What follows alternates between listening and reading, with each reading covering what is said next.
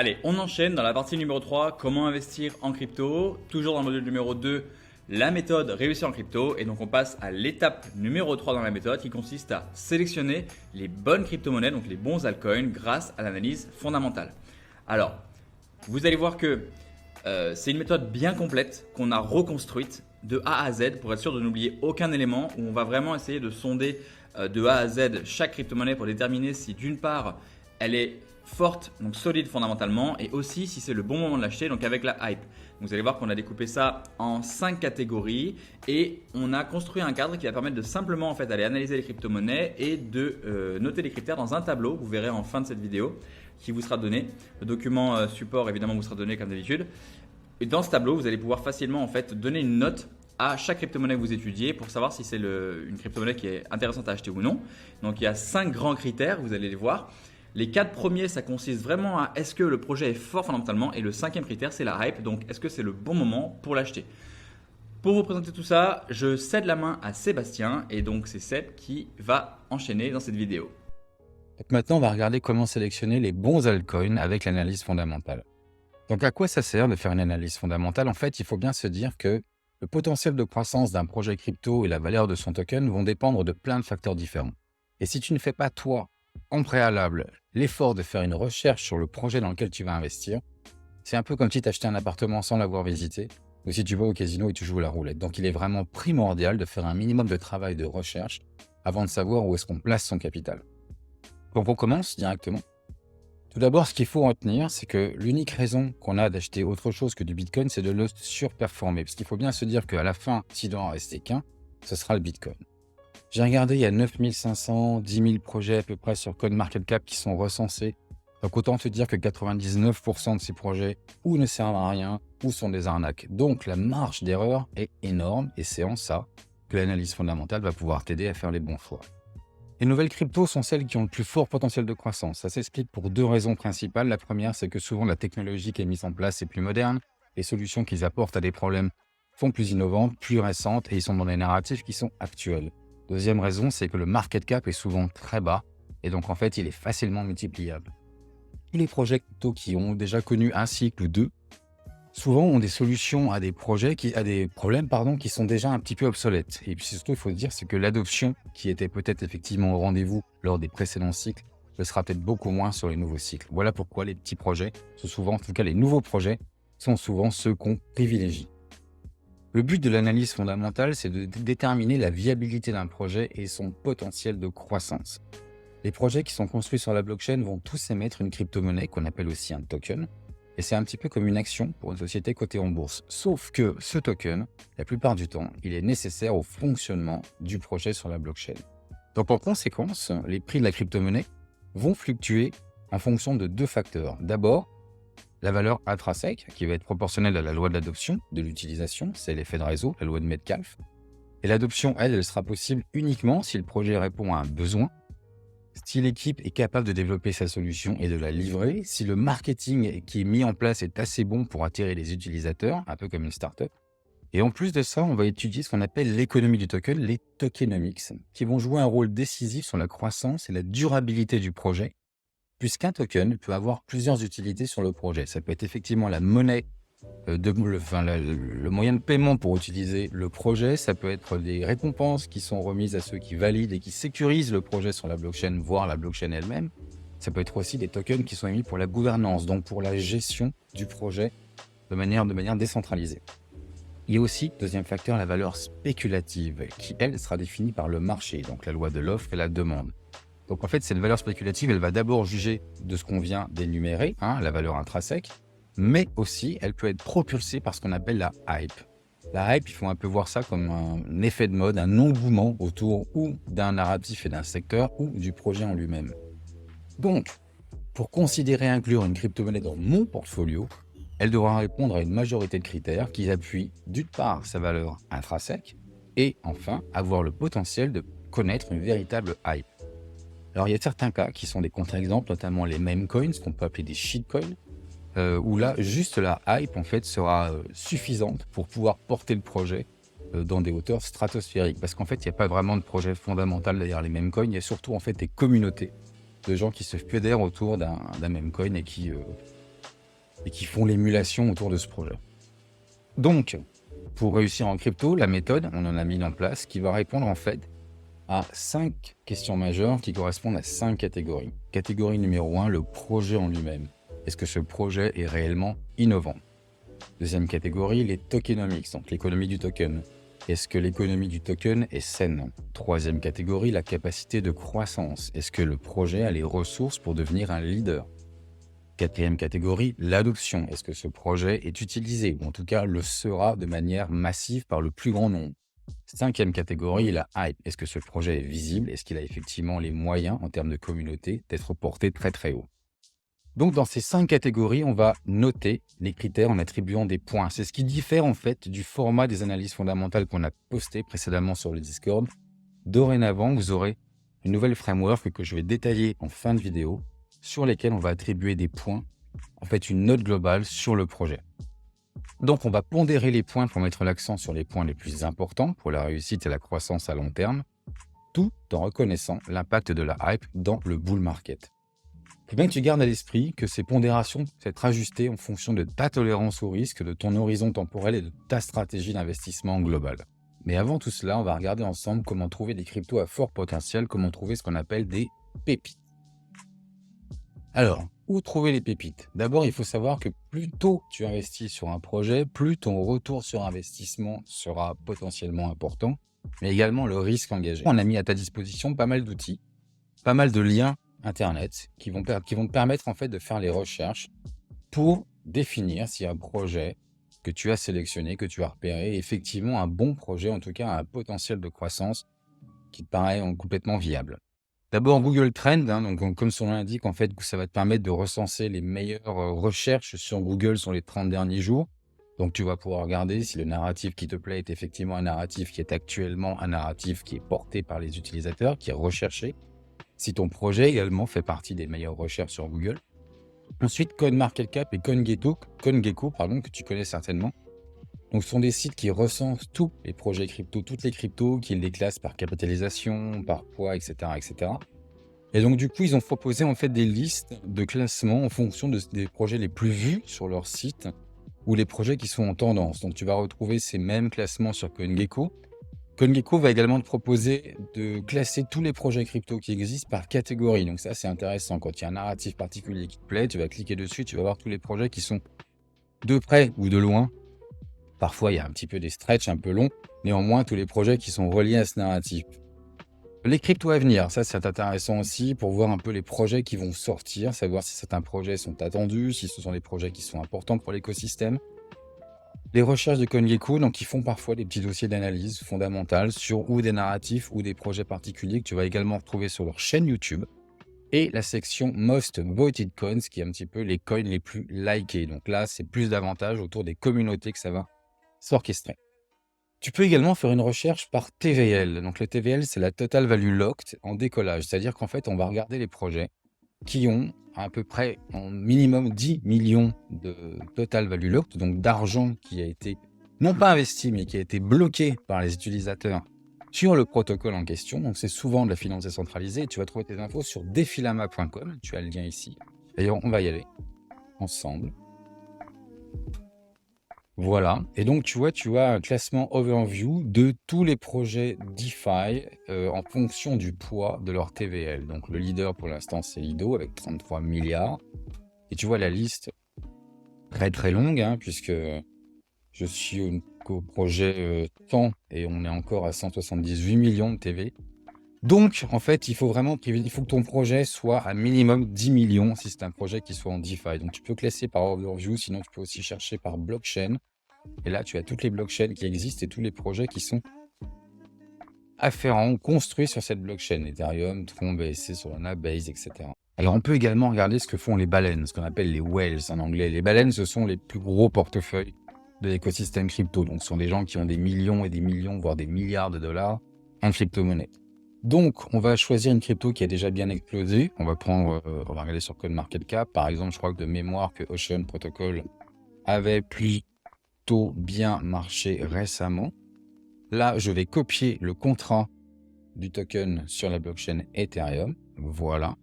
Je vais maintenant sur Etherscan.io parce que Ocean est un crypto sur Ether. Et donc, Etherscanio me permet de voir ce qui se passe sur la blockchain en temps réel. Je rentre le contrat, le numéro du contrat du token. J'ai une page qui s'affiche. Je vois le token tracker, Ocean Token. Je clique dessus. J'ai une autre page qui s'affiche, et là, j'ai plusieurs onglets, dont le onglet Holder. Et donc, je vais en fait voir tous les portefeuilles qui détiennent de l'Ocean Protocol. Donc, tu vois qu'il y a des gens qui ont 50% de l'offre. Donc, est-ce que c'est un wallet qui est lié ou pas au projet? Ça, je n'en sais rien. Et tu as la valeur en dollars ici.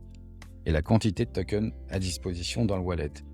Donc, dis-toi bien que souvent, les très gros wallets, ils n'ont qu'un seul token dans leur wallet. Donc, tu vas devoir quand même chercher plusieurs adresses différentes afin d'en trouver une qui va avoir effectivement un peu de diversité. Donc, par exemple, je sais que celui-là en avait, que j'avais déjà regardé au préalable avant de préparer la vidéo. Donc, on va sur Zerion ou des banques. On va aller sur Zerion ensemble. Pour traquer les portfolios, je rentre l'adresse du wallet. Là, voilà.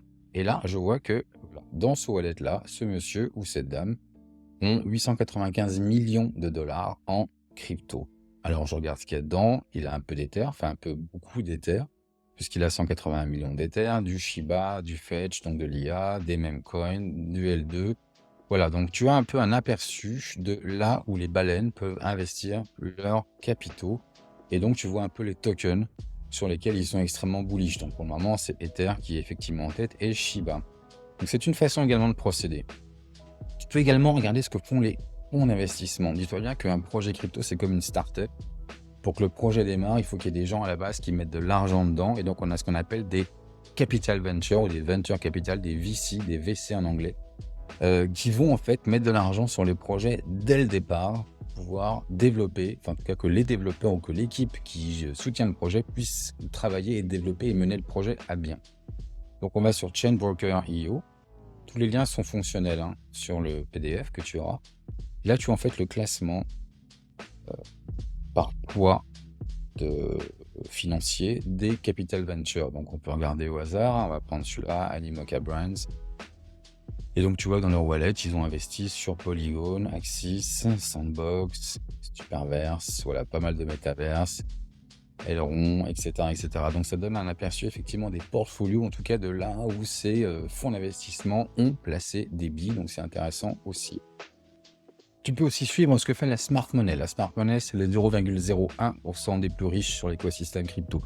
Donc, il y a ChainEdge.io qui est en version payante. Néanmoins, tu peux voir effectivement quels sont les tokens qui ont été le plus accumulés par ces portefeuilles.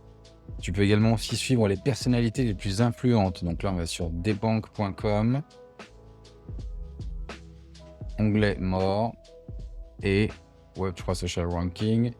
Et là, je prends un portefeuille au hasard. Powerstake, voilà. Et je vois que dans ce portefeuille, ce monsieur a 40 000 dollars, en gros, dispatché sur du Starknet, du Swize, de l'Ether, etc. Donc, ça te permet de suivre effectivement ce que font un peu les personnes qui font un peu bouger l'écosystème et de voir où ils placent leur argent aussi. Enfin, il y a le système des pre-sales, donc qui sont des ventes privées. Je te parlais tout à l'heure des fonds d'investissement qui sont finalement des investisseurs très tôt, des early investors qu'on appelle. Tu peux également en faire partie. Ça marche uniquement que sur réseau. Il n'y a pas de site qui répertorie toutes ces ventes privées. Ça n'existe pas. C'est uniquement sur des réseaux fermés, des groupes d'investisseurs fermés. Donc, tu peux effectivement rentrer dans ces groupes. Il faut les trouver. Et évidemment, ils n'ont pas pignon sur rue. C'est vraiment uniquement par réseau que tu vas pouvoir rentrer sur ces pre-sales. Après, tu as les ICO, ITO, IDO, AIO qui sont des ventes publiques directement sur le site du projet ou sur coinlist.co, copperlange.com. Donc, tu as des listes d'attente. Tu n'as aucune garantie d'être sélectionné pour avoir une place et participer à l'ICO. Dis-toi bien que 99% de ces ICO ne sont plus rentables à l'heure d'aujourd'hui. Elles l'étaient il y a quelques années, mais c'est plus le cas malheureusement. Après airdrop, donc tu connais, là tu peux effectivement voir s'il y a des tokens qui vont arriver, donc des nouveaux projets qui vont peut-être bénéficier d'un airdrop. Les launchpads aussi qui sont finalement des projets qui sont mis en avant par un exchange, souvent parce qu'eux-mêmes ont investi dans le projet au préalable et donc quelque part ils vont faire pour les holders du token de la plateforme, ils vont faire une sorte de pré-vente un peu privée de façon à pouvoir acquérir le token un petit peu avant. Donc, ça permet aussi de voir les projets en tendance qui sont effectivement les plus usités. Il y a aussi pas mal de red flags sur les recherches, notamment on a répertorié quelques sites sur lesquels il faut quand même se méfier parce qu'effectivement il y a beaucoup de communication payée par les projets en eux-mêmes pour apparaître, donc du coup c'est un peu faussé. Cointelegraph, Coindesk, Decrypt, The Block, YouTube, TikTok, Instagram. Dis-toi bien que la plupart des influenceurs sur TikTok ou Instagram, même YouTube, qui font la promo d'un projet, ils ont été payés par le projet. Et souvent les mecs qui te disent que tel crypto va faire x30 en 2 secondes sur TikTok, c'est qu'il y a un léger problème. Donc évitez également les pièges, Rockpool, Honeypot, Pump and Dump. Les Rockpool, c'est quand les développeurs se barrent avec la caisse. Honeypot, c'est quand tu peux acheter un token mais tu ne peux plus le revendre. Donc ça revient un peu au même, les développeurs se barrent avec la caisse derrière. Et le Pump and Dump, c'est effectivement faire monter le prix artificiellement de façon à ce que quand toi tu l'achètes, te disant waouh, il y a une vraie hype sur ce projet. En fait, ce sont les développeurs qui, eux, te le vendent derrière et vont se barrer également avec la caisse. Donc, il y a 2 sites pour un peu repérer ces scams. Ils sont répertoriés ici. Donc, maintenant, on va regarder la checklist. Donc, les 5 questions majeures qu'il faut se poser avant d'investir sur un projet. On commence directement par le projet en lui-même. Donc, on investit dans des projets qui répondent à des besoins majeurs avec des applications pratiques dans le monde réel et de préférence dans un marché en croissance. Acheter pendant un bull market, c'est très déconseillé. Un projet solide avec une proposition de valeur claire et une technologie robuste est essentiel pour assurer une adoption à grande échelle. Tout à l'heure, je te l'ai dit, il y a 9500, 10 000 cryptos qui existent, il y en a une qui sort par minute, donc il est essentiel de se spécialiser sur un narratif en particulier afin de déceler les bonnes opportunités. Donc où est-ce qu'on trouve les informations sur le projet? Donc ça tombe sous le sens, mais évidemment sur le site internet du projet. Pour éviter de tomber sur des liens frauduleux ou bidons, il vaut mieux que tu passes par CoinMarketCap, tu auras le lien officiel du projet qui sera affiché. Tu peux également regarder sur le white paper, donc ce qu'on appelle le livre blanc, qui est une sorte de manifeste des développeurs ou des gens de la team derrière le projet, en fait, qui a rédigé leur vision sur le projet. Donc, quel problème le projet est voué à solutionner, comment est-ce qu'ils vont y arriver, quelle technologie mise en place, quelles sont les grandes lignes pour le futur. Les tokenomics, l'équipe, bref, en général, plus le white paper est développé et plus il est bien rédigé, alors c'est souvent en anglais, néanmoins, plus l'équipe est sérieuse et plus le projet, effectivement, a de la cohérence. Les white papers qui sont rédigés à l'arrache ou qui font 3 pages, vaut mieux s'en méfier. Tu vas également trouver des informations sur tous les réseaux sociaux qui gravitent autour du projet. Donc, son Discord, Telegram, Twitter, Medium, GitHub, c'est davantage pour les développeurs et ceux qui s'y connaissent un peu en code. Souvent, les codes sont open source et tu peux les checker toi-même. Tu vas également trouver des analyses sur CoinGecko, on en parlait tout à l'heure. Maintenant, le marché, besoin et potentiel de croissance. Il est important de savoir si la problématique qui est résolue est vraiment un besoin majeur. Est-ce que ça va changer le monde? Donc, on va évaluer le contexte dans lequel le projet évolue. Est-ce que le problème qui a été repéré et sur lequel on propose une solution est un problème qui est majeur ou superficiel, donc un must-have ou un nice-to-have? Est-ce que le marché, c'est un marché de masse ou un marché de niche? Donc, dans ce cas-là, pour les marchés de masse, grand besoin égale grandes opportunités. Et enfin, est-ce qu'il y a une demande croissante pour la solution qui est proposée? Notamment l'exemple des GPU pour l'intelligence artificielle. Maintenant, quel est le potentiel de croissance de ce projet? Donc là, on va finalement comparer le market cap du projet en question lorsque le token est sorti, évidemment, avec le market cap de ses concurrents. Et on va voir si, effectivement, il y a un vrai potentiel. Si ces concurrents sont x20, x30, fois au-dessus du projet actuel et que le projet délivre une vraie solution qui fasse vraiment la différence, effectivement, là, tu pourras dire qu'il y a un potentiel de croissance. Si les concurrents sont déjà finalement pas très loin du market cap actuel, c'est que le projet est, à mon avis, surévalué financièrement. Donc peut-être qu'il ne fera pas autant de performance qu'un autre projet. Après, tu peux effectivement comparer toutes tes datas avec le marché traditionnel et voir si c'est cohérent ou si c'est complètement délirant. Il faut bien se dire qu'un plus le market cap est petit, plus le multiple sera important parce qu'effectivement, il faudra peu d'argent pour le faire multiplier, donc pour le rendre volatile. Maintenant, la solution en elle-même. Est-ce que le projet apporte une solution efficace à ce besoin? Est-ce que la solution est facile à comprendre? Est-ce que la promesse est réaliste? Est-ce que le narratif est cohérent? Effectivement, on va éviter tous les projets qui sont estampillés à la fois IA, Metaverse, DeFi, RWA. Ce sont des projets qui sont uniquement là pour ratisser très large et qui ne sont pas très sérieux la plupart du temps.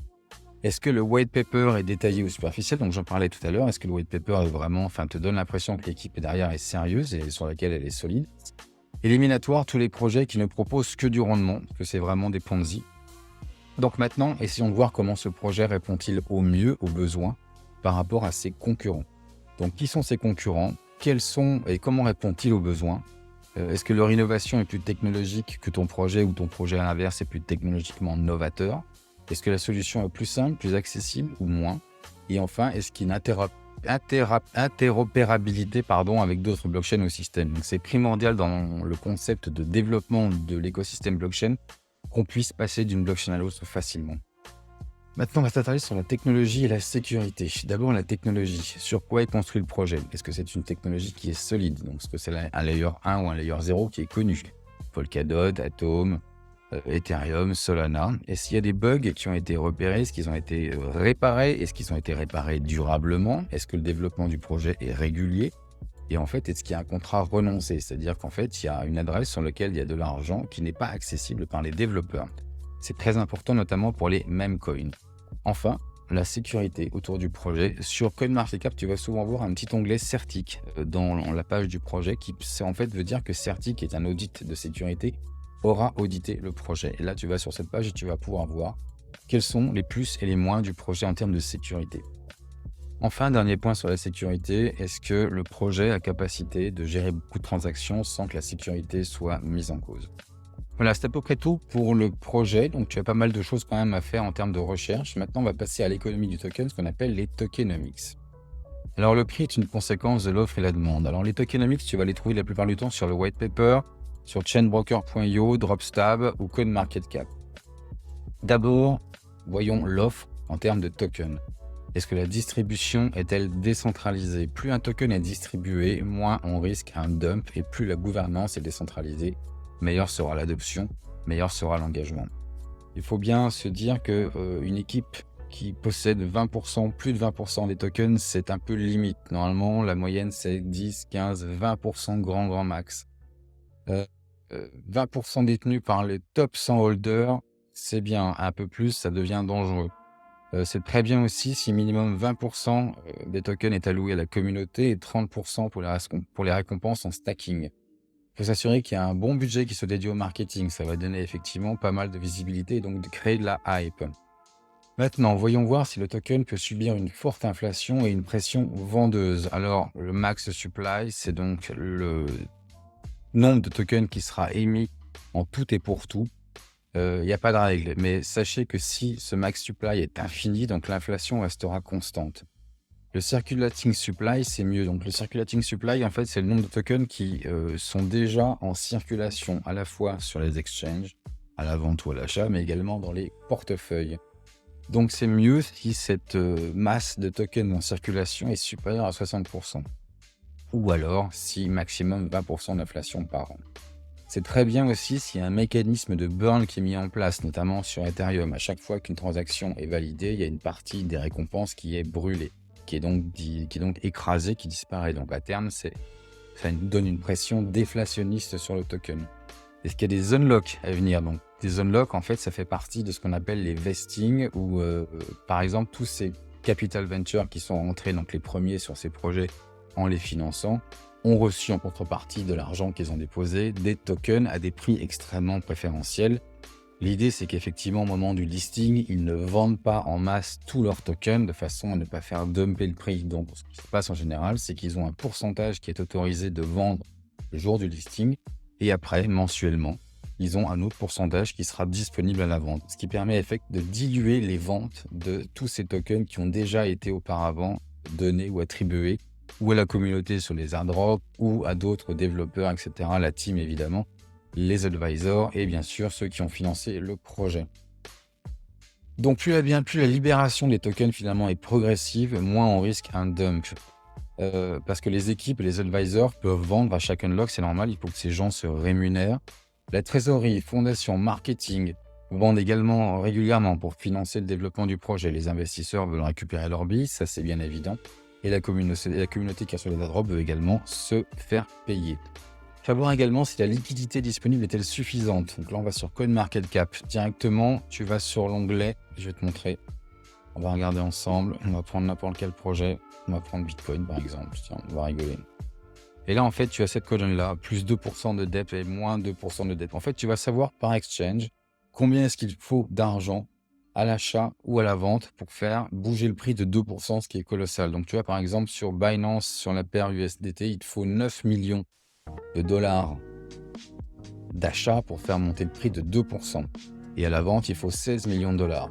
Donc en général, quand c'est inférieur à 100 000 dollars, c'est qu'il y a un problème de liquidité sur le projet. La demande, est-ce que le token a-t-il une réelle utilité pour être demandé? Donc est-ce qu'il y a des incitations pour conserver le token? Donc le token est-il indispensable pour utiliser le protocole? Est-ce qu'on a accès à des avantages exclusifs, des airdrops par exemple? Est-ce qu'on a accès à des discounts sur l'usage du produit qui est proposé par le projet? C'est mieux s'il n'y a pas de taxe de transaction qui soit supérieure à 1%. Le stacking, le minage sont-ils possibles et facilement accessibles? Est-ce qu'il y a des partages de revenus durables? Par exemple, GMX donne 30% de ses fees aux stackers et 70% aux liquidity providers. Enfin, est-ce que la gouvernance qui permet un impact sur tous les projets est-elle jouable et fiable? Il faut savoir que si le projet est juste l'usage, c'est la gouvernance, il y a un problème. Et également savoir si les tokenomics ne sont pas des ponzinomics, donc des projets qui ne proposent que du rendement. En fait, ce sont les derniers arrivants qui vont payer les rendements de ceux qui sont arrivés avant. Enfin, la valorisation est-elle assez petite pour attirer de la demande? Le market cap, en fait, c'est ce qui circule multiplié par le prix à l'instant T. Et le FDV, ce qu'on appelle le Fully Diluted Value, c'est donc en fait, si tous les tokens étaient accessible aujourd'hui, quel serait le poids, quel serait le market cap du projet. Donc ça, c'est le max supply, donc le nombre de tokens qui sera émis à la fin, multiplié par le prix. Il faut vraiment s'assurer que ça doit être faible pour assurer un multiple, même avec l'inflation. C'est préférable si le fully diluted value est au moins 200 fois plus petite que celle d'Ether. Et enfin, c'est éliminatoire si cette value complètement diluée est supérieure à 10 fois le market cap. Passons maintenant à la capacité de croissance et aux avantages concurrentiels. Donc l'expérience de l'équipe, la force des partenaires, le réseau des advisors, les finances des investisseurs et l'alignement avec les cadres réglementaires vont déterminer la capacité du projet à surmonter les obstacles et à pouvoir évoluer. En fait, la question, c'est de savoir si ce projet a la capacité de devenir un leader et d'avoir un monopole sur le marché. On commence d'abord par les équipes et les partenaires. Donc il faut s'assurer que l'équipe est assez expérimentée. Ça, tu vas trouver les infos sur le site du projet. Tu vas pouvoir les noms des fondateurs et des membres de l'équipe et également voir ce qu'ils font sur LinkedIn. Donc est-ce que les fondateurs sont avec une grande expérience dans l'industrie, un mec qui vient d'un autre secteur que celui de l'informatique ou celui de la technologie, un petit peu plus compromettant? Est-ce que l'équipe est assez grande pour pouvoir développer le projet? Éliminatoire s'il n'y a pas d'infos sur l'équipe ou si les fondateurs ont déjà un passé un peu sombre. Par exemple, si Sam Bankman-Fried venait à relancer un projet crypto, on serait tous un peu frileux pour y aller. Il va falloir aussi se pencher sur les advisors, les investisseurs. Est-ce que ce sont des grands noms? Donc là, tu vas sur chainbroker.io et tu peux voir effectivement si les fonds d'investissement qui sont présents en tant qu'investisseurs sur le projet sont des fonds qui sont connus, qui ont pignon sur rue, qui ont déjà investi dans d'autres projets. Donc ces investisseurs qui sont dans le top 30 des fonds, je vais y arriver. Est-ce que la somme qui a été élevée est importante? Est-ce que ce sont des grands noms au bord des advisors? Ont-ils des partenaires stratégiques de taille? Donc ça, tu vas le trouver sur Twitter, souvent dans les annonces. Quand les projets font des partenariats, ils communiquent dessus. Et donc, est-ce que ce sont des leviers conséquents pour leur développement? La régulation. La régulation est importante. Il faut savoir si le projet est une entreprise qui est régulée, notamment par rapport à sa localité géographique. Par exemple, en France, il est impensable d'être une société crypto sans avoir l'agrément PSAN. Est-ce que les lois en vigueur et les réglementations à venir pourraient affecter le projet ou le token? Le marketing est extrêmement important. Est-ce que le projet mainstream est simple à comprendre? Donc, est-ce que sa présentation et son slogan sont faciles d'accès à tous? Est-ce que le service ou le produit est évident et clairement présenté sur leur site? Est-ce que la communication est active? Donc là, il faut regarder les Twitter, les Discord, les Telegram, les Reddit. Est-ce qu'il y a des nouvelles régulières sur l'avancée du projet qui sont postées? Est-ce que l'équipe est en interaction avec la communauté? Ça, tu vas vraiment le voir sur Discord, parce qu'en fait, sur Discord, tu as vraiment accès à certains développeurs ou en tout cas à certaines personnes qui drivent le projet. Et tu peux vraiment interagir avec eux et tu peux surtout interagir avec la communauté autour du projet. S'assurer de la qualité des posts qui ont été mis sur Twitter, sur Discord, sur Telegram, sur Reddit. Est-ce que le site et le webpaper sont complets? Est-ce que l'orthographe et la grammaire sont OK également? C'est évident. Éviter les projets qui ne communiquent que sur le prix du token et plus du tout sur le projet en lui-même. Il faut aussi regarder la roadmap et le business model. La roadmap, en fait, c'est une sorte de calendrier qui va donner les grandes échéances de développement du projet. Donc, est-ce que le plan d'action qui a été mis en place est un plan d'action qui pourrait permettre au projet de devenir leader? Ça, c'est le white paper qui va pouvoir te donner ces informations. Est-ce que l'équipe a délivré dans les délais les premières promesses et les dernières également? Est-ce que les évolutions ambitieuses et déterminantes sont à prévoir? C'est éliminatoire s'il n'y a pas de roadmap ou alors si elle n'a pas été mise à jour ou surtout si l'équipe n'a pas du tout livré dans les temps ce qu'elle avait promis. Enfin, le business model, est-ce que le projet est-il rentable? Donc là, tu vas pouvoir aller regarder ça sur le white paper. Souvent, tu as une sorte de découpage de l'économie, en tout cas de la rentabilité du projet. Ou sur dune.com. Donc les revenus de l'entreprise sont-ils croissants? Le business model est-il durable et exponentiel? Encore une fois, éliminatoire si le projet est uniquement financé par la valeur spéculative du token. Maintenant, passons à l'adoption, qui est le quatrième critère de notre analyse fondamentale. Donc une communauté engagée et une adoption croissante sont des signes de la viabilité d'un projet et un indicateur d'une croissance des prix. Les indicateurs d'adoption tels que le nombre de nodes, d'adresses actives, le volume des transactions et l'engagement des clients et utilisateurs reflètent la traction réelle du projet dans le monde réel. Une adoption croissante est un signe positif de la demande et de la viabilité à long terme. On va donc regarder l'engagement de la communauté autour du projet. Donc, à quel point les convictions sont fortes. Ça, tu vas trouver ces informations sur le Twitter du projet, le Discord, le Reddit. Donc, d'abord, savoir si les followers qui suivent le projet sont des followers authentiques. Est-ce que ce ne sont pas des robots ou des followers achetés? Est-ce que les retweets ou les partages sont faits par des personnalités qui sont sérieuses? Quel est le nombre moyen de commentaires ou de likes par post? Est-ce que la communauté est enthousiaste? Est-ce une communauté qui s'entraide? Ça, sur le Discord, c'est vraiment important. Tu vas vraiment, effectivement, avoir un ressenti de la communauté du projet sur Discord. Enfin, voyons si l'écosystème est en croissance. Est-ce qu'il y a un haut pourcentage de tokens qui est stacké? Est-ce que le token est utilisé? Est-ce que la TVL est en croissance depuis 30 jours par rapport à ses concurrents? Est-ce que le nombre d'applications décentralisées sur les protocoles de Defilama sont en croissance? Est-ce que le nombre d'adresses que tu vas trouver sur Defilama et de holders également est en croissance? Donc, autant d'informations qui vont donner une visibilité sur l'adoption et l'utilisation du projet. Dernier point et pas des moindres, celui qui concerne la hype. Le marché réagit davantage au narratif et au marketing qu'aux fondamentaux, c'est les effets de mode. Repérer ces narratifs très tôt permet de faire des gains phénoménaux. Aucun des projets du top 30 de 2017 n'a connu d'ATH en 2021. Donc il faut vraiment comprendre que ce sont les derniers projets, les nouveaux projets en tout cas, qui sont souvent le plus portés par le grand public. Donc on peut décupler ces gains en investissant sur des projets qui couplent plusieurs narratifs en tendance, intelligence artificielle ou real world asset par exemple. Par exemple, les narratifs entre 2009 et 2017, c'était le Bitcoin principalement. En 2017, on a eu la folie des ICO et l'arrivée d'Ether. En 2020, c'était la bulle de la DeFi. En 2021, c'était les NFT, le Metaverse, la blockchain de Binance, Solana, Avalanche, Luna.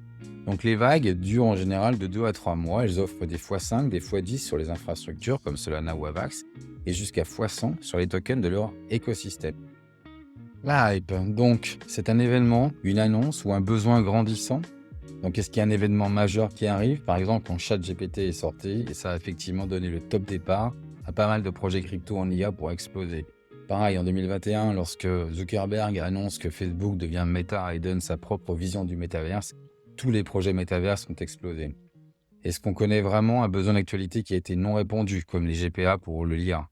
Est-ce qu'il y a une personnalité influente qui a fait des annonces? Alors, je pense notamment à Elon Musk sur le Dodge, mais je pense aussi à BlackRock qui a lancé son fonds d'investissement pour la tokenisation, qui a permis à pas mal d'assets de la tokenisation d'actifs réels d'exploser. Est-ce que la roadmap du projet qui indique une innovation majeure ou un nouveau business model ou un secteur qui émerge permet effectivement de donner une hype? On va regarder également le volume de recherche et de mentions qui augmente. Donc ça, ce sera sur Google Trends. Tu vas voir effectivement si certaines choses sont plus en tendance, plus recherchées. Pareil, le nombre de mentions sur Twitter ou sur YouTube. Est-ce que le volume de trading par rapport au market cap a augmenté? Donc ça, tu vas voir ça dans les secteurs, dans les catégories qui ont été listées par CoinGecko. Et enfin, quel est ton ressenti à toi? Écouter les experts pour se forger des convictions, c'est très bien.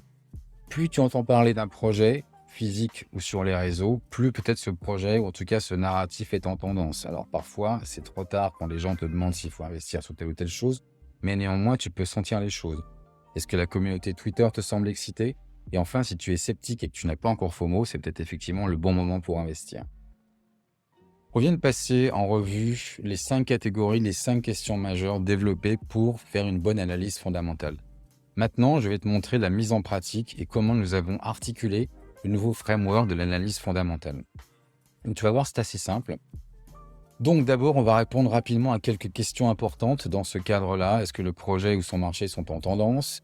Est-ce que par rapport à l'analyse technique qu'on a fait du token, est-ce qu'il y a un setup d'entrée qui se présente actuellement? Où est le prix du token actuellement? Est-ce que c'est un investissement à court ou long terme? D'abord, le projet, on a mis 10 points pour le projet qui sont répartis. 2 points pour les besoins que le projet apporte. 2 autres points pour son potentiel de croissance, donc son market cap. 2 autres points pour la solution, si elle est efficace ou pas, et pour la valeur ajoutée. Et également pour la technologie et la sécurité. 10 points sur les tokenomics, qu'on a réparti entre la distribution, l'inflation, la liquidité, l'utilité et la valorisation. 10 autres points sur la capacité de croissance et son avantage concurrentiel, donc l'équipe, les grands investisseurs, les partenariats, le service produit mainstream, la communication active, la qualité des postes, la roadmap, le business model et la réglementation. Ensuite, l'adoption, 10 autres points, notamment sur l'engagement sur Twitter, ainsi que sur la croissance de l'écosystème, sa TVL, le nombre de tokens stackés, utilisés, le nombre de développeurs, d'applications décentralisées, d'adresses et de holders. Et enfin, 10 points pour la hype, donc répartis entre les événements liés au secteur, liés au projet, le volume du trading par rapport au market cap en croissance, le volume de recherche et le ressenti et sentiment de communauté. Pour calculer les notes, on se base d'abord sur les 4 premiers secteurs qui sont le projet, les tokenomics, la capacité de croissance et son avantage concurrentiel et l'adoption. Et donc en fait, on va obtenir une note sur 40 et en fonction de cette note, on va attribuer un grade. Et tous les grades sont ici, tu vois, entre 30 et 40 points, c'est grade A. Donc on a des fortes convictions sur ce projet, donc on pourra investir davantage. Grade B, entre 20 et 30 points, des convictions qui sont plutôt moyennes, donc on mettra seulement 5% du portfolio. Grade C, entre 10 et 20 points, donc là les convictions sont encore plus faibles, on mettra maximum 2% du portfolio ou du portfolio dégène. Enfin, de 0 à 10, donc là on ne recommande pas du tout d'y aller, donc, ou alors pour vraiment une entrée-sortie sur un très très court terme. Et enfin, grade E, donc là, il ne faut pas du tout l'acheter parce qu'il y a effectivement des red flags sur ce projet. Donc à cette note de 40 points, on va rajouter les 10 points qui correspondent à la hype et définir en fait si la hype est à son maximum ou elle est seulement en train de commencer. Donc l'analyse technique permettra de voir s'il y a eu un breakout récent ou si on est retour sur un support. Et enfin, où l'acheter, donc est-ce que le token est déjà listé, donc en fonction des exchanges que nous aurons à disposition.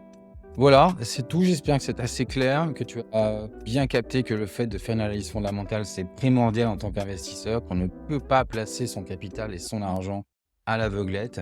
Si tu ne le ferais pas dans la vie de tous les jours, donc ne le fais pas sur les cryptos, tu t'en porteras le mieux. Merci à tous, à bientôt, ciao.